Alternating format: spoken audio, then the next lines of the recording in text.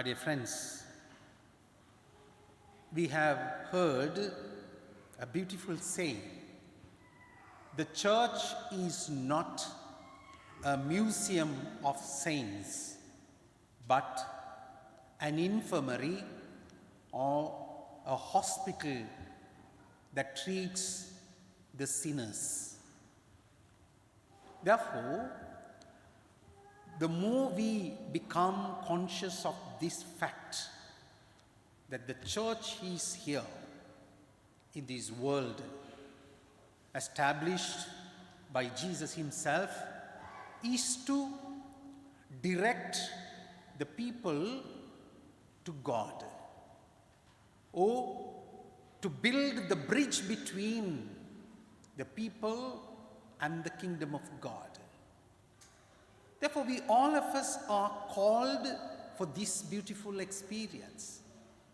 Unfortunately, we think that the church, in general sense, is for the righteous and not for the sinners.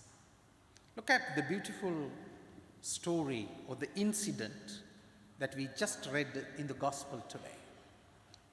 Jesus was walking along the way and he found a man, or he encountered with a man called Matthew. And Matthew himself is writing about his conversion, how he became a disciple. And it is written beautifully, saying that he saw a man called Matthew sitting at the tax booth. He is a tax collector, hated by the congregation or the people because they were serving the Roman Empire. Therefore, a tax collector was never loved by the ordinary people because they had power. They had enough wealth and money. Sometimes they were collecting more than what they should collect from the people. Therefore, Jesus is meeting a man who is powerful, who is rich, but rejected by the people. Now Jesus is telling, "Follow me." He's calling a man who is comfortably seated in a big position. So Jesus is calling, "Follow me." And this man, Matthew, without having any clue, without having any future plan, just got up and followed Jesus. That word itself, "follow me," brought a lot of confidence to this man, Matthew.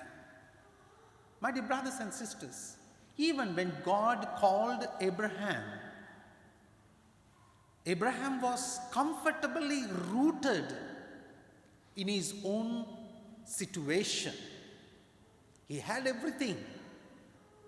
But when God said, "Leave everything and go to the land that I give you," and without asking any further question, Abraham followed what the Lord wanted. Here this man, Matthew, also got up from his comfortable zone and followed Jesus. And today we have a very detailed gospel where Matthew himself wrote this. My dear brothers and sisters, we are also sometimes comfortably seated in our comfortable zones. We often hear this word, Jesus calling us, "Follow me." It is difficult to get up. It is difficult to rise and follow Jesus. Therefore, following Jesus is not only to save my soul. Following Jesus is not only that I prepare myself to enter into the kingdom of God. No, but also to bring more people to follow Jesus, as Matthew himself did later. By saving my soul, by saving my life, I also save others. I saw Jesus calling me, I followed him, and I take others to follow Jesus. We all of us have this beautiful invitation to follow Jesus. Therefore, we need to show who Jesus is. Look at Matthew is writing this gospel with his 3 years experience with Jesus. He learned from him.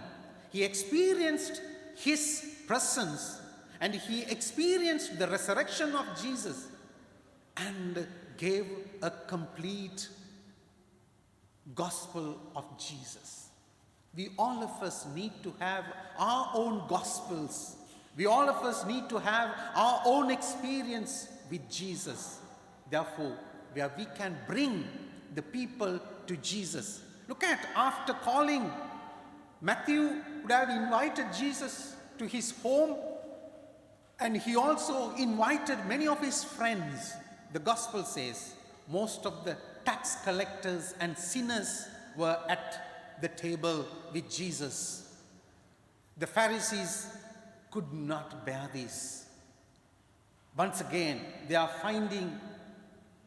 they are accusing Jesus, and they are scolding the disciples of Jesus. Why is this man doing like this? Why your teacher is sitting and eating with tax collectors and sinners?